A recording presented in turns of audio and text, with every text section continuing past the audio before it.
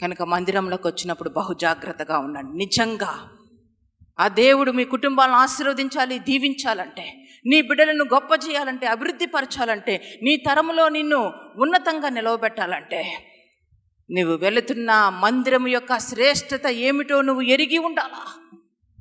ఊరకనే తెలిసి తెలియక మందిరాల్లోకి దిగబడవద్దు.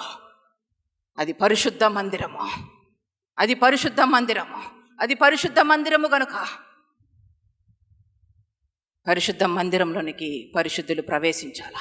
ఒకవేళ తెలుసో తెలియకో ప్రవేశించిన వాక్య ప్రకారము నీ జీవితాన్ని సరిచేసుకొని సెట్ చేసుకొని నీ ఆత్మీయ జీవితాన్ని నిర్మించుకోవాలా. కానీ ఇష్టానుసారముగా జీవించినట్లయితే జాగ్రత్త.